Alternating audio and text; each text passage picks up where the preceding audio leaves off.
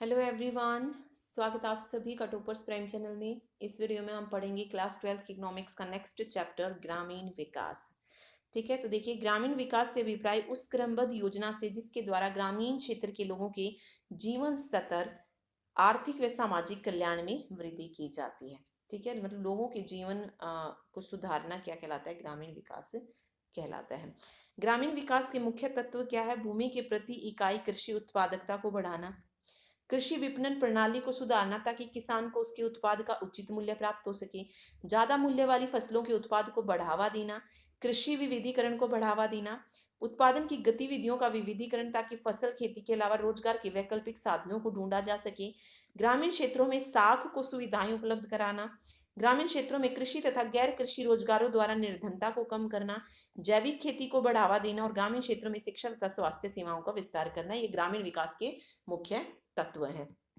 ठीक है, भारत में ग्रामीण साख के स्रोत देखिए, गैर संस्थागत और अनौपचारिक स्रोत, और एक होता है संस्थागत और औपचारिक स्रोत। गैर संस्थागत में अगर बात आए तो साहूकार, व्यापारी, कमीशन एजेंट, जमींदार, इन सब को शामिल किया गया है। और औपचारिक स्रोत में जैसे सहकारी समितियां होंगी, क्षेत्रीय ग्रामीण बैंक हो गए, स्टेट बैंक ऑफ इंडिया और अन्य व्यापारिक बैंक, नाबार्ड, स्वयं सहायता समूह, ये क्या है? औपचारिक स्रोत है। ठीक है, कृषि विपणन में उन सभी क्रियाओं को शामिल किया जाता है जो फसल के संग्रहण, प्रसंस्करण, वर्गीकरण, पैकेजिंग, भंडारण और इन सभी चीजों से रिलेटेड होती है, वो कृषि विपणन है। ओके, आगे है कृषि विपणन के दोष। अपर्याप्त भंडार गृह, परिवहन व संचार की कम साधन, अनियमित मंडियों में गड़बड़ियां, बिचौलियों की बहुलता, फसल के उचित वर्गीकरण का अभाव, पर्याप्त संस्थागत वित्त का अभाव और पर्याप्त विपणन सुविधाओं का अभाव, ये क्या है? कृषि विपणन के दोष हैं। आगे है विपणन प्रणाली को सुधारने के लिए सरकार द्वारा क्या क्या कदम उठाए गए। तो मंडियों की स्थापना की गई।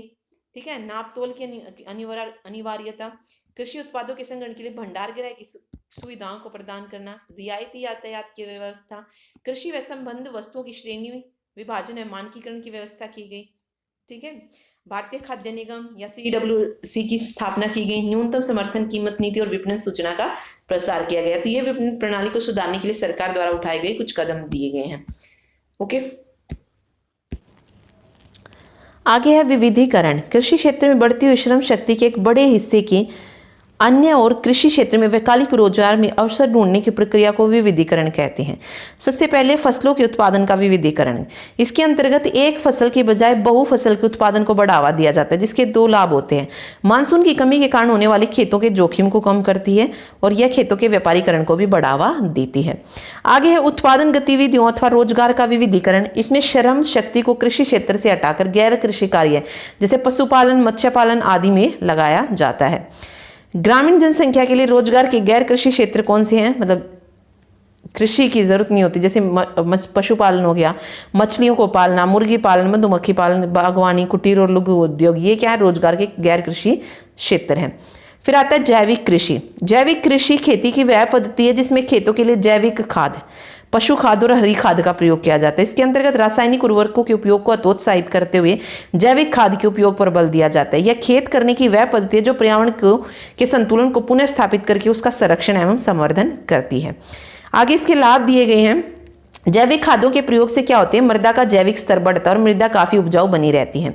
जैविक खाद पौधों की वृद्धि के लिए आवश्यक खनिज पदार्थ प्रदान करती है जो मृदा में मौजूद सूक्ष्म जीवों द्वारा पौधों को मिलते हैं, जिससे पौधे स्वस्थ बनते हैं और उत्पादन बढ़ता है। रासायनिक खादों के मुकाबले जैविक खाद सस्ते और क्या होते हैं? टिकाऊ होते हैं।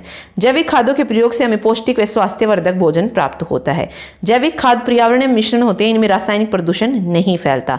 छोटे और सीमांत किसानों के लिए क्या है? ये एक सस्ती प्रक्रिया है। पद्धति धारणीय कृषि को बढ़ावा देती है और जैविक खेती श्रम प्रदान तकनीक पर आधारित होती है। क्वेश्चन देखिए यहाँ से जो बनती हैं। ग्रामीण विकास और कृषि क्षेत्र को साख सुविधा उपलब्ध कराने वाली सर्वोच्च संस्था कौन सी है? तो बहुत इंपॉर्टेंट क्वेश्चन है, बार बार रिपीट होता है, तो वो है नाबार्ड। ठीक है, राष्ट्रीय ग्रामीण विकास संस्थान कहाँ पर है? तो ये हैदराबाद में है। इनमें से कौन सा कृषि विपणन से संबंधित नहीं है? इसमें पूछा कृषि विपणन से जो संबंधित नहीं है, तो भंडारण भी होता है, प्रसंस्करण भी और संग्रहण भी। रासायनिक उर्वरकों का उपयोग कृषि विपणन से रिलेटेड नहीं है। राष्ट्रीय बागवानी मिशन की शुरुआत कब हुई थी? तो 2005-06 में राष्ट्रीय बागवानी मिशन की शुरुआत हुई थी। तो क्वेश्चन इंपॉर्टेंट है ये। ग्रामीण विकास का अभिप्राय क्या है? तो ग्रामीण विकास से अभिप्राय उस योजना से होता है जिसके द्वारा ग्रामीण क्षेत्र के लोगों के जीवन स्तर और उनके आर्थिक और सामाजिक कल्याण में वृद्धि की जाती है। ठीक है, तो कृषि विपणन हमने पढ़ा था, जो फसल के संग्रहण, प्रसंस्करण, पैकेजिंग, भंडारण, इन सभी से संबंधित हो वो कृषि विपणन है। नाबार्ड की स्थापना कब हुई, ये इंपॉर्टेंट है, 1982 में हुई थी। जैविक कृषि अभी पढ़ा हमने, जैविक खाद का इस्तेमाल किया जाता है। ओके, तो ये था chapter. Thank you so much.